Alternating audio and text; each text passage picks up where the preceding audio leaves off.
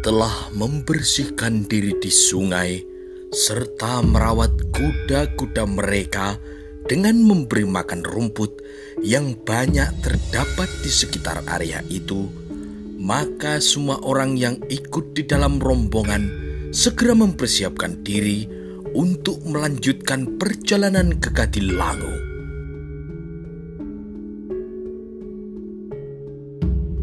Di sebelah kanan dan kiri punggung 3 ekor kuda telah diberi beban 6 buah bungkusan besar yang berisi padi dan hasil polowijo dari desa Tingkir. Tenda yang kecil sudah dibongkar. Kain panjang yang dipakai untuk menutupi tenda sudah dilipat dan dimasukkan ke dalam bungkusan yang dibawa oleh Prayoga dan Prayuda. Ketika dilihatnya semua sudah siap untuk berangkat, Adipati Hadiwijoyo kemudian naik ke atas punggung kudanya, kemudian diikuti oleh Ki Buyut Banyubiru, Ki Ageng Neselo, dan semua orang yang ada di dalam rombongan itu. Ki Ganjur pun kemudian juga berjalan menuju ke kudanya. Ia pun kini bersiap akan naik ke atas punggung kudanya. Hidup ini seperti sebuah rahasia. Betul-betul aneh. Kenapa Karebet bisa mendapatkan calon istri Sekar Kedaton yang merupakan putri seorang raja? Kata Ki Ganjur dalam hatinya. Karebet memang bernasib baik. Dia sekarang menjadi seorang adipati. Sebentar lagi dia akan menjadi menantu seorang raja. Jan beruntung tenan, kata Ki Ganjur masih dalam hatinya. Dari sisi sebelah kiri kudanya sambil melamun, Ki Ganjur merasa ada yang aneh ketika ia berusaha naik ke atas punggung kudanya. Prayoga melihat Ki Ganjur yang mengalami kesulitan ketika akan naik ke atas punggung kudanya. Salah satu kaki Ki Ganjur sudah dimasukkan pada tempat kaki yang terhubung dengan pelana kudanya. Paman Ganjur, kata Prayoga, kalau paman akan naik kuda dari sisi sebelah kiri, kaki yang lebih dulu naik adalah kaki kiri paman.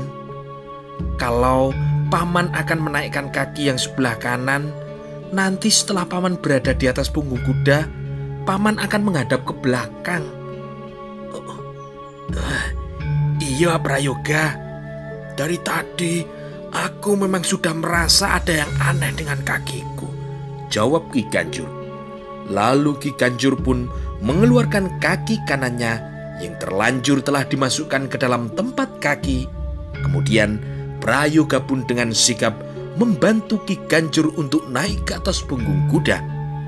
Sekarang Ki Ganjur telah dengan gagah berada di atas punggung kudanya. Ia kini telah siap untuk meneruskan perjalanan ke Kadilangu. Aku adalah seorang paman dari Adipati Bajang. Sesaat kemudian, setelah semuanya siap, maka Adipati Hadiwijoyo segera menjalankan kudanya maju ke depan diikuti oleh kuda-kuda lainnya. Perlahan-lahan semua kuda itu bergerak menuju ke arah utara. 3 orang berkuda yang paling belakang adalah Ki Suto, Prayoga, dan Prayuda menggandeng masing-masing seekor kuda yang membawa beban.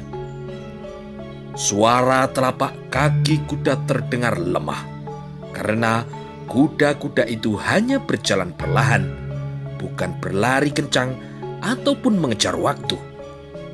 Matahari yang semakin meninggi, rombongan pun kini masih terus berjalan, semakin lama semakin mendekati Kadilangu. Menjelang tengah hari, baru kita bisa sampai di Kadilangu, kata Adipati Hadiwijoyo dalam hatinya.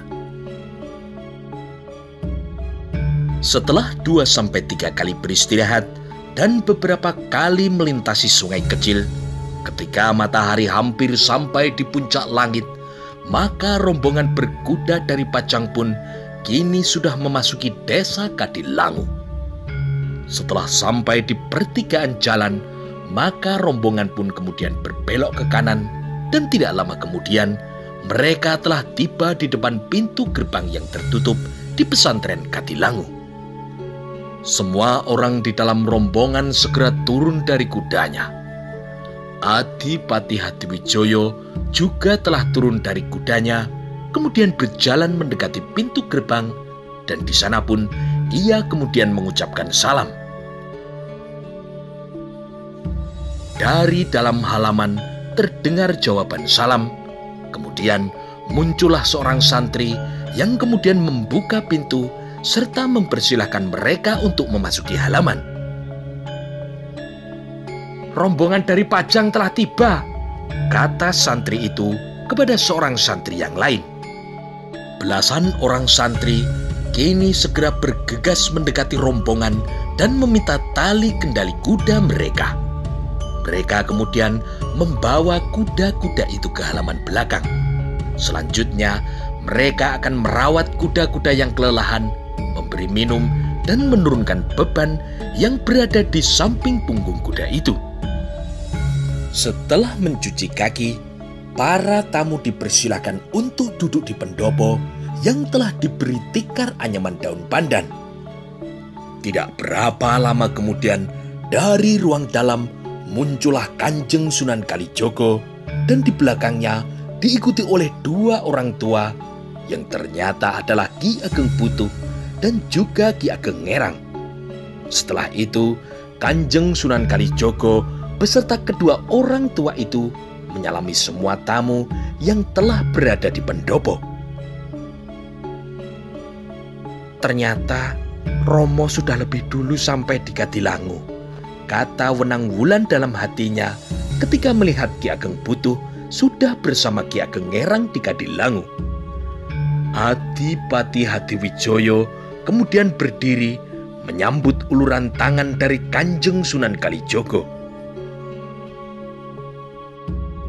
"Kau dan semua rombonganmu, apakah sehat dan selamat, Hadiwijoyo?" tanya Kanjeng Sunan Kalijogo. "Iya, Kanjeng Sunan. Atas doa restu Kanjeng Sunan, saya bersama rombongan semuanya selamat," jawab Adipati Hadiwijoyo.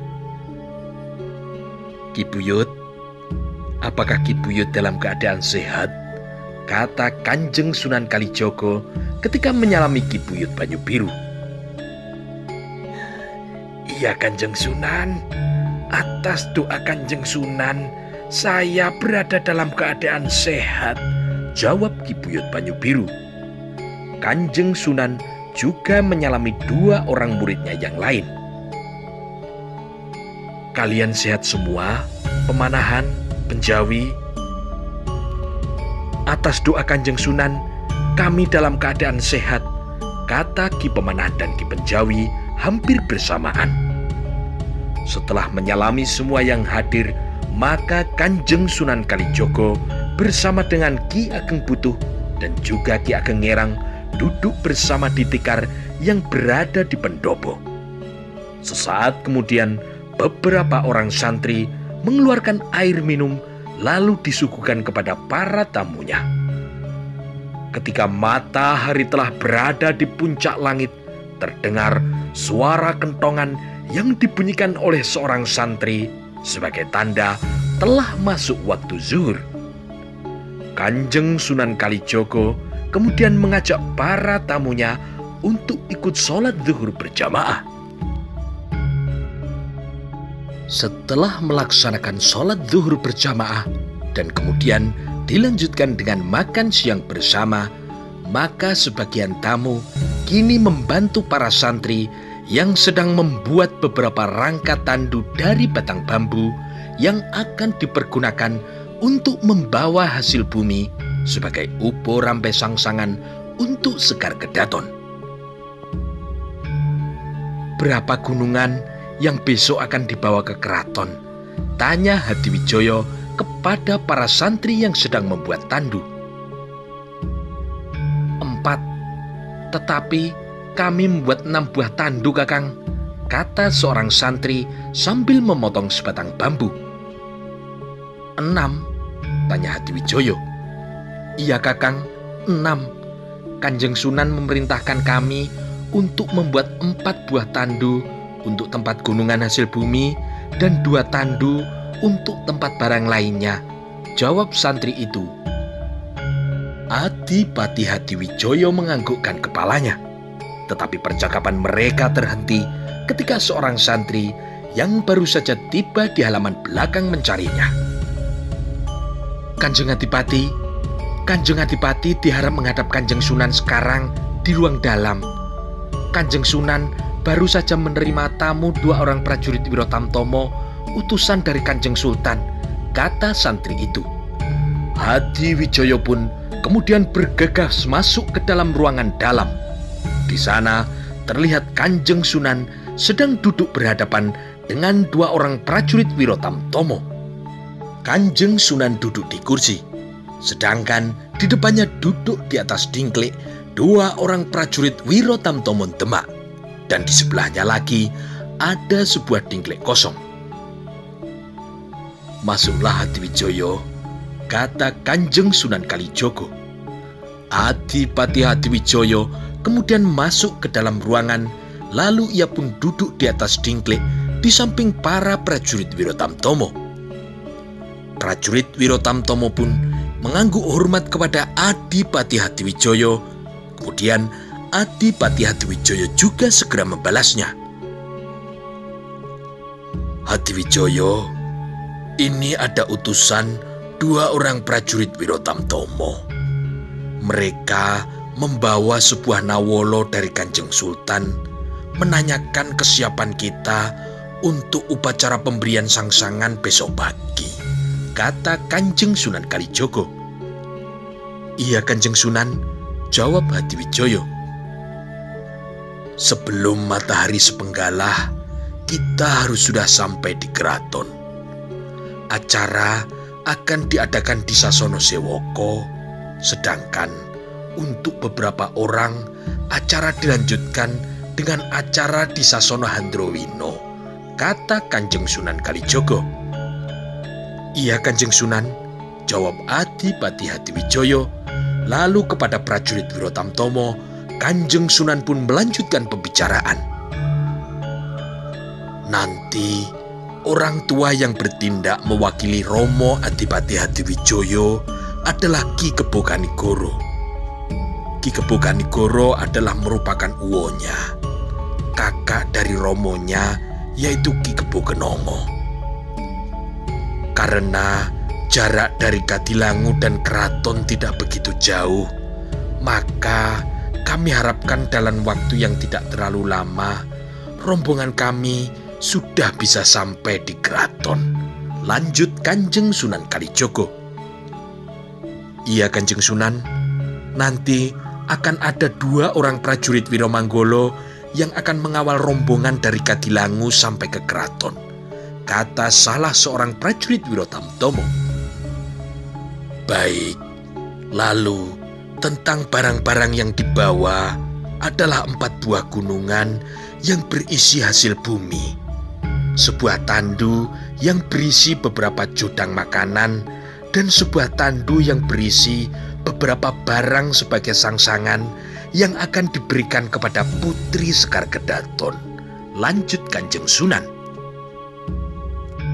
Nanti ada 4 orang perempuan tua dari desa Kadilangu yang aku ajak untuk ikut ke keraton.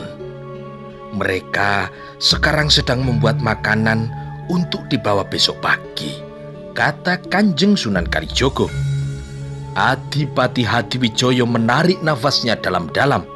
Ternyata yang ikut pada adicara lamaran terdapat 4 orang perempuan tua.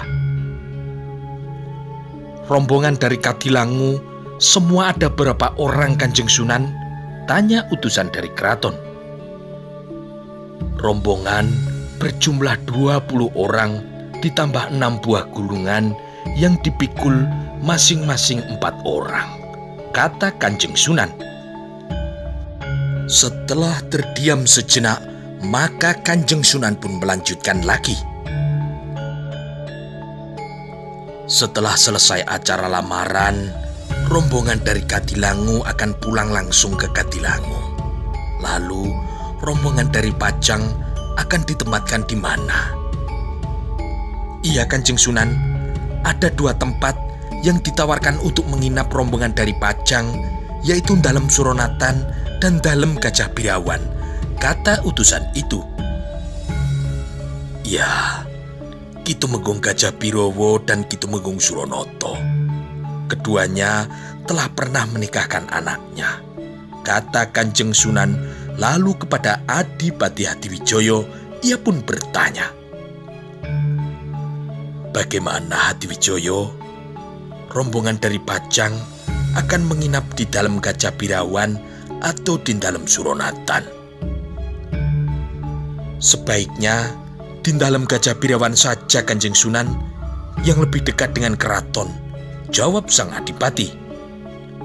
Baik, nanti rombongan dari Pajang akan menginap di Dalem Gajah Birawan, kata Kanjeng Sunan kepada utusan dari keraton. Baik, Kanjeng Sunan, nanti akan saya laporkan kepada Kanjeng Sultan dan kepada Ki Tumenggung Gajah Birowo, kata salah seorang prajurit Wirotamtomo. Baik, sementara cukup ini dulu.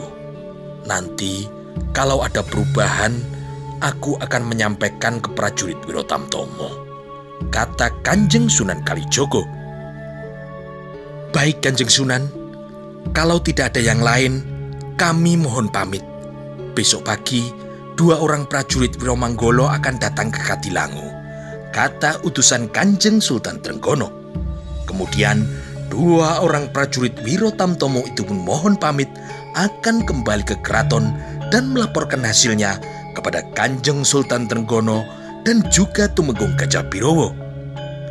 Kedua orang utusan Kanjeng Sultan itu pun kemudian berdiri dan keluar dari ruangan. Hadiwijoyo, kau tentu lelah.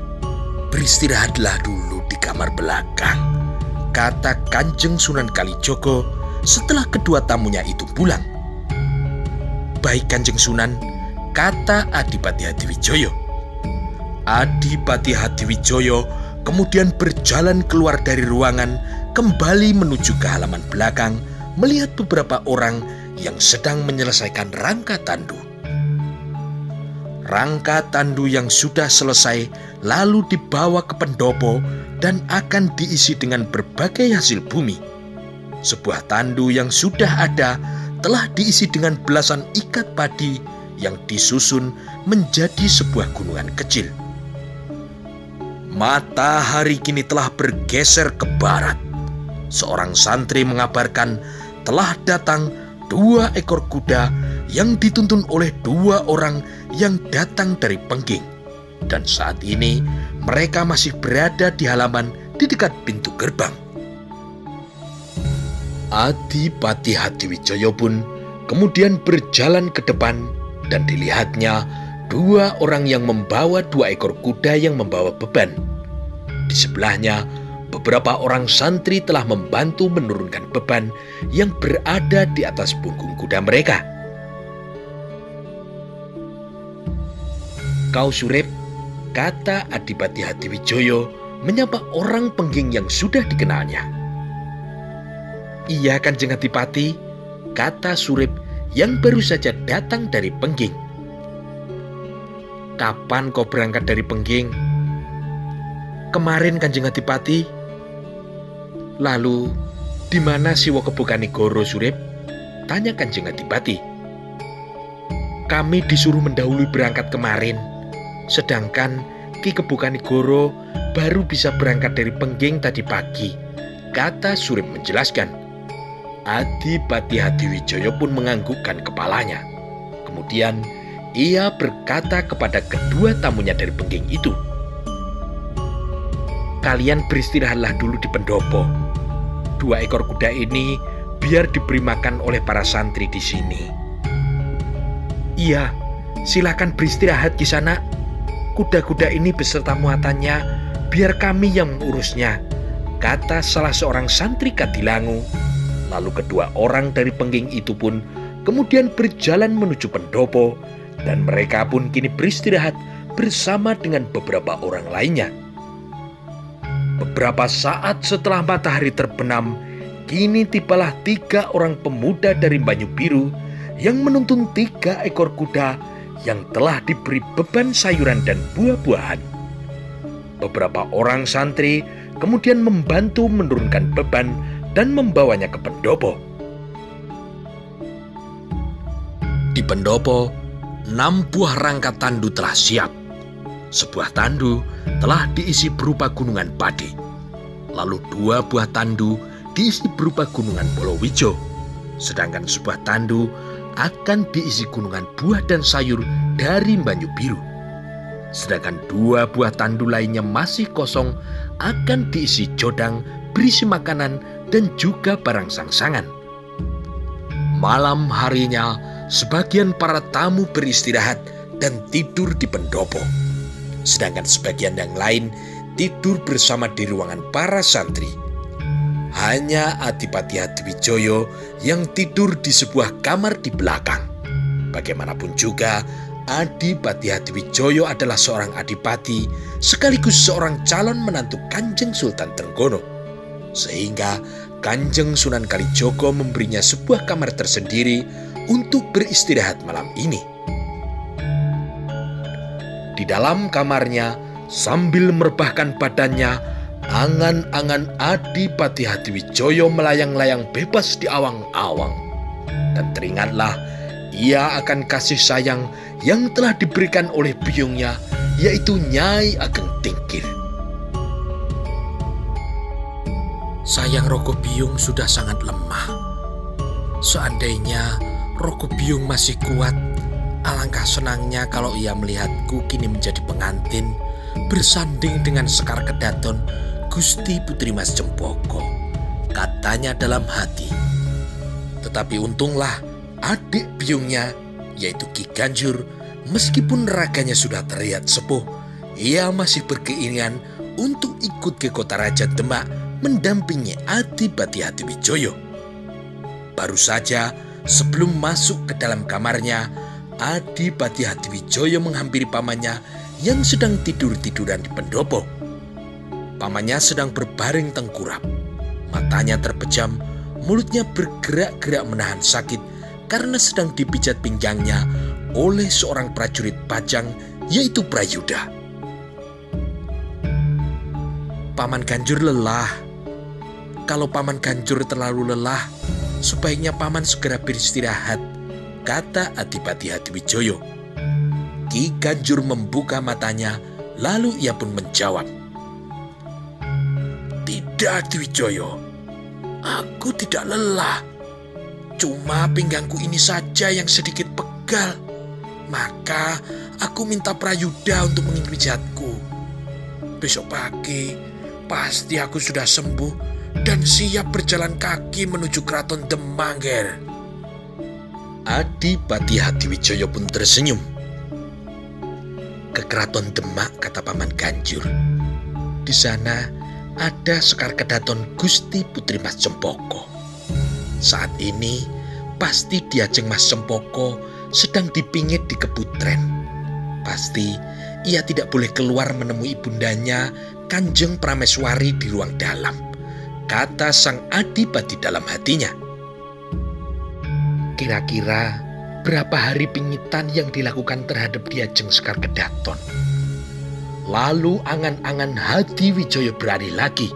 Sekarang angan-angannya tertuju kepada uwonya, yaitu Ki Keboganigoro. Dan ia pun sempat bertanya dalam hati kenapa uwonya, yaitu Ki Keboganigoro, baru hari ini berangkat dari Pengging. Tentu Siwo Keboganigoro baru berangkat tadi pagi dari Pengging. Bagaimana kalau Siwo Keboganigoro besok pagi terlambat sampai di sini? Kata Hadiwijoyo dalam hatinya. Tetapi pertanyaan itu dijawabnya sendiri. Siwo Keboganigoro adalah orang yang mampu berlari tanpa henti menempuh separuh jarak dari Pengging ke Kadilangu. Hati Wijaya pun tersenyum dalam hati. Pasti Siwonya mempunyai alasan tersendiri kenapa Siwonya itu tidak mau menginap di Kadilangu. Setelah itu, dipandangnya 2 buah kotak kayu berukir yang berisi perhiasan dan juga berisi kain peninggalan dari Keraton Majapahit yang dulu pernah menjadi milik eyang putrinya, yang semuanya nanti akan diberikan kepada Gusti Putri Mas Cempoko. Di dalam kamarnya, beberapa saat yang lalu, kedua kotak kayu berukir itu sempat telah dibukanya lagi. Isinya masih utuh, kata sang adipati. Angan-angan sang adipati pun terus mengembara. Matanya masih belum bisa terpejam. Baru setelah waktu melewati tengah malam, Adipati Hadiwijoyo telah tertidur. Baru saja Adipati Hadiwijoyo tertidur lelap, terdengar suara kentongan yang ditabuh keras. Suaranya bergema memenuhi udara di sekitar pesantren Kadilangu.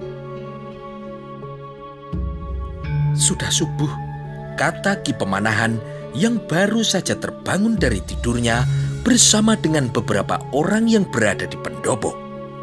Setelah sholat subuh berjamaah bersama lainnya, Adipati Hadiwijoyo segera pergi ke Pakiwan untuk membersihkan dirinya. Ia kini bersiap untuk menjalani sebuah acara penting bagi perjalanan kehidupannya, yaitu melaksanakan acara lamaran ke Keraton Demak. Sampai saat ini, Siwo Kebukanigoro belum datang juga.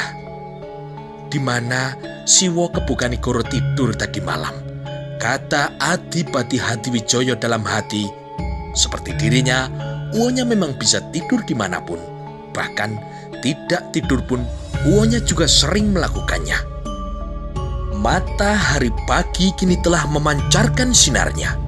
Di ruang dalam, 4 orang perempuan tua dari desa Kadilangu sedang menghadap Kanjeng Sunan Kalijogo. Perempuan tua itu menyerahkan beberapa jodang makanan. Ada yang berupa ketan yang ditanak setengah matang, lalu diberi cairan gula aren. Kemudian ketan yang berwarna coklat itu diberi sedikit santan, yaitu buah kelapa yang ditumbuk di lumbang batu sampai hancur. Buah kelapa yang telah hancur itu dicampur dengan sedikit air dan ditanak lagi sampai matang. Setelah matang, kemudian ketan itu pun dipadatkan di sebuah tampah yang sudah diberi alas daun pisang. Ada pula sebuah tampah yang berisi ketan yang dicampur dengan santan. Warnanya tetap putih, namun setelah matang, kemudian dipadatkan di sebuah tampah yang juga diberi daun pisang. Selain itu, ada juga jodang yang berisi makanan yang dibuat dari beras yang ditumbuk halus, dibungkus dengan daun pisang, di dalamnya diberi sepotong pisang, kemudian daun pisang yang berisi tepung beras, dan juga sepotong pisang itu ditusuk dengan potongan lidi, lalu ditanak hingga matang. Makanan apa yang akan kau bawa, Nyai? Tanya Kanjeng Sunan. Wajik ketan, jatah dan nogosari, Kanjeng Sunan, kata salah seorang perempuan tua itu.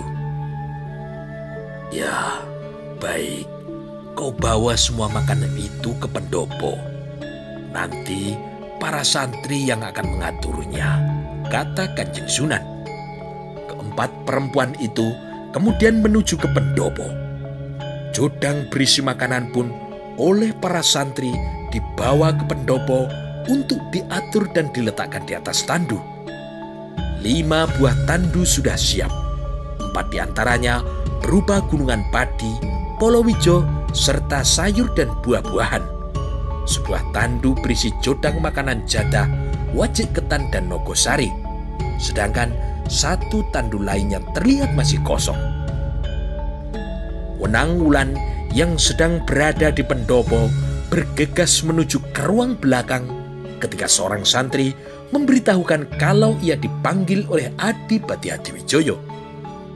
Tidak lama kemudian, Wenangwulan pun telah keluar menuju ke pendopo bersama dengan Adipati Hadiwijoyo. Adipati Hadiwijoyo terlihat memakai busana keprajuritan. Di pinggang belakangnya terselip keris sifat kandel Kadipaten Pajang, yaitu keris Kiai Nogo Siluman. Dan di tangan sang adipati terlihat membawa 2 buah kotak yang akan diberikan kepada Kanjeng Sultan sebagai benda pitukon untuk putrinya Gusti Putri Mas Sekar Kedaton. Sedangkan Wenangwulan membawa sebuah bungkusan yang berisi keris Kiai Megantoro, sabuk Jalu Sengoro, dan beberapa pakaian Adipati Hadiwijoyo. Wenangwulan, kau bawa dan jaga bungkusan itu, jangan sampai hilang, kata Adipati Hadiwijoyo. Baik Kanjeng Adipati, jawab Wenangwulan. Setelah sampai di pendopo, Adipati Hadiwijoyo menyerahkan kedua peti kayu berukir untuk dihias dan diletakkan di atas tandu. Beberapa orang santri menghias tandu tempat kotak itu dengan beberapa hiasan janur daun kelapa yang masih muda. Kakang Pemanahan dan Kakang Penjawi panggil sang adipati. Ki Pemanahan dan Ki Penjawi kemudian mendekat kepada Adipati Hadiwijoyo.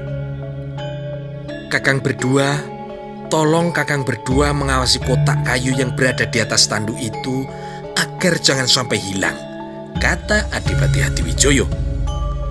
Baik Kanjeng Adipati, kata Ki Pemanahan dan Ki Penjawi hampir bersamaan. Sementara itu, di depan pintu gerbang pesantren telah datang 2 orang prajurit Wiromanggolo yang akan mengawal rombongan Pajang itu menuju ke keraton. Kedua prajurit itu segera menghadap Kanjeng Sunan Kalijogo di ruang dalam. Mereka melapor bahwa telah siap untuk berangkat bersama dengan rombongan itu ke keraton Demak. Beberapa saat kemudian, kedua prajurit itu pun keluar dari ruang dalam lalu berkumpul di pendopo bersama dengan yang lainnya. Matahari terus merambat naik. Sekarang Adipati Hadiwijoyo betul-betul gelisah karena uonya, yaitu Ki Kebukanigoro, belum datang juga. Padahal sebentar lagi rombongan itu akan berangkat menuju ke keraton. Tidak lama kemudian dari ruangan dalam muncul Kanjeng Sunan Kalijogo. Kemudian ia pun berkata kepada kedua orang prajurit Wiromanggolo, "Kita berangkat sekarang." Baik Kanjeng Sunan, kata seorang prajurit Wiromanggolo. Lalu prajurit itu pun mulai mengatur tandu-tandu yang ada di pendopo. Semua tandu segera diturunkan dari pendopo lalu diletakkan di halaman. Sedangkan yang memikul tandu adalah para santri dari Kadilangu, dibantu orang-orang yang datang dari Pengging dan juga dari Banyu Biru. Kita berangkat sekarang, kata Kanjeng Sunan kepada Hadiwijoyo. Mendengar kata-kata dari Kanjeng Sunan Kalijogo, Adipati Hadiwijoyo pun semakin gelisah, dan ia pun kini terpaksa menjawab, "Baik Kanjeng Sunan." Mendengar jawaban Hadiwijoyo, Kanjeng Sunan Kalijogo tersenyum. Kemudian tanpa berkata apapun, Kanjeng Sunan turun ke halaman menuju ke pintu gerbang. Adipati Hadiwijoyo pun kemudian berjalan mengikuti di belakangnya, dan dilihatnya Kanjeng Sunan menunjuk ke arah pintu gerbang pesantren. Hadiwijoyo pun kemudian mengikuti arah telunjuk Kanjeng Sunan. Dilihatnya pintu gerbang pesantren sepi, tidak ada seorang pun yang sedang berada di sana. Baru saja Adipati Hadiwijoyo akan bertanya kepada Kanjeng Sunan, di tengah gerbang telah terlihat seorang laki-laki yang berusia lebih dari setengah abad, berdiri dengan tangan ngapurancang membungkuk hormat ke arah Kanjeng Sunan Kalijogo. melihat orang yang berdiri di depan pintu gerbang pesantren, Adipati Hadiwijaya pun tersenyum. Hatinya yang gelisah kini menjadi adem seperti tersiram air wayu sewindu. Kegelisahan yang melanda dirinya sekarang telah musnah. Dilihatnya seorang yang berwajah bersih, berpakaian lengkap, memakai keris di belakang, menunduk hormat dengan kedua tangannya masih bersikap mengapu rancang. Orang yang berdiri di tengah pintu adalah uwonya, yaitu Ki Kebo Kanigoro, yang telah berjanji akan datang pada acara lamaran dan pernikahan dirinya. Dengan kedatangannya di Kadilangu, Kebo Kanigoro kini telah terlihat mau mengalah. Ia mampu mengabaikan semua kepentingan dirinya, serta menganggap semua persoalan masa lalu adalah persoalan yang telah selesai. Kebo Kanigoro yang merasa keluarganya telah tersingkir sejak adanya peristiwa Pengging ataupun peristiwa-peristiwa sebelumnya, rela datang ke Keraton Demak dan bertemu dengan Kanjeng Sultan Trenggono semata-mata hanya untuk masa depan kemenakannya yang bisa mengangkat derajat Hadiwijaya sebagai satu-satunya keturunan laki-laki dari darah Pengging untuk dapat meraih kedudukan yang lebih baik. Kebo Kanigoro rela muncul kembali dan bergaul dengan orang-orang di sekitarnya. Setelah lebih dari 3 windu, ia menarik diri dari pergaulan rakyat Demak. Ia hidup berpindah-pindah tanpa ada seorang pun yang mengetahui tempat tinggalnya. Adipati Hadiwijaya pun tersenyum. Ia baru pertama kali melihat uwonya berpakaian rapi, memakai keris di pinggang belakang. Pakaian yang pantas dipakai di dalam acara melamar Putri Sekar Kedaton Kasultanan Demak. Kebo Kanigoro melihat Kanjeng Sunan menghampirinya, maka ia pun segera menyongsong maju ke depan. Lalu kedua orang itu pun telah bersalaman. "Bagaimana kabar anak Mas Kebo Kanigoro selama ini?" kata Kanjeng Sunan Kalijogo. "Atas restu Kanjeng Sunan, saya dalam keadaan selamat," kata Ki Kebo Kanigoro. Adipati Hadiwijaya yang berada di belakang Kanjeng Sunan Kalijogo kemudian maju ke depan dan ia pun segera menyelami serta mencium tangan uwonya. "Siwo membuat hatiku gelisah," kata Hadiwijaya, dan uwonya hanya tersenyum mendengar kata kemenakannya. Adipati Hadiwijaya pun juga tersenyum. Dia merasa memang kemunculan uwonya bukan suatu yang kebetulan. Uwonya pasti sengaja waktu kedatangannya memang dibuat tepat ketika rombongan sudah siap akan berangkat menuju ke Keraton Demak. Kalau Kebo Kanigoro mau, setiap saat uwonya bisa saja muncul di Kadilangu. Ki Ageng Putuh dan juga Ki Ageng Ngerang pun juga segera maju ke depan menyalami Ki Kebo Kanigoro. "Adi Mas Kanigoro, puluhan warso kita tidak pernah bertemu. Kita bertemu terakhir sewaktu aku berada di Pengging di rumah Hadi Kebo Kenongo beberapa warso sebelum anak Mas Hadiwijaya lahir," kata Ki Ageng Putuh. Kebo Kanigoro menganggukkan kepalanya. Ia juga mengetahui kalau Ki Ageng Putuh dan Ki Ageng Ngerang adalah saudara seperguruan Ki Kebo Kenongo, Romo dari Hadiwijaya. "Iya Ki Ageng, memang kita telah lama tidak bertemu," kata Ki Kebo Kanigoro. Kemudian Ki Buyut Banyubiru, Ki Majasto, dan Ngabeyu Ragil juga menyalami sambil berkata, "Ternyata Nak Mas Kanigoro masih terlihat gagah," kata Ki Buyut Banyubiru. "Kita sudah sama-sama tua Ki Buyut," jawab Ki Kebo Kanigoro. "Ya, kita memang sudah sama-sama tua, tetapi aku lebih tua 2-3 windu dari anak Mas Kanigoro. Sekarang pun aku sudah mulai sering sakit-sakitan. Kebo Kanigoro pun tertawa mendengar kata-kata dari Ki Buyut Banyu Biru. Siapa yang tidak mengenal 3 bersaudara dari Banyu Biru, Ki? Ki Pemanahan dan Ki Penjawi kemudian juga maju ke depan menyalami uwo dari sang adipati. Jadi inilah orang yang bernama Ki Kebo Kanigoro.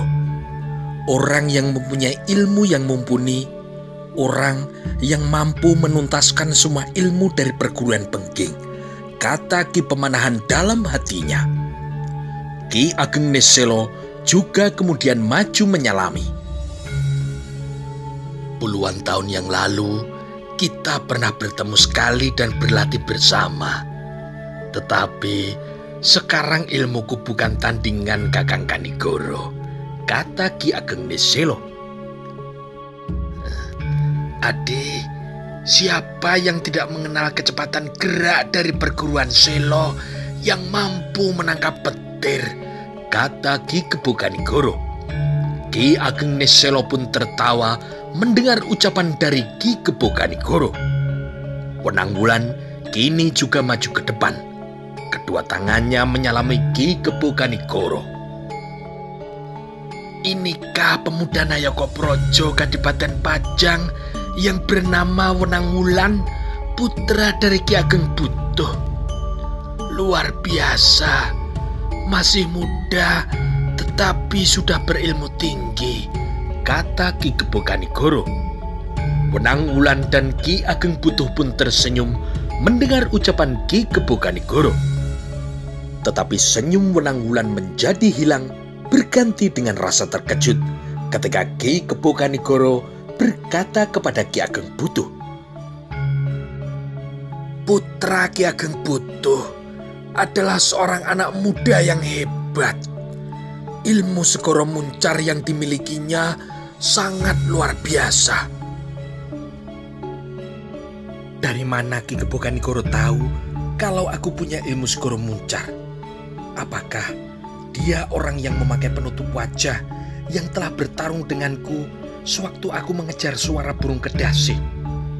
Tapi kelihatannya bukan dia. Bentuk tubuhnya tidak seperti itu.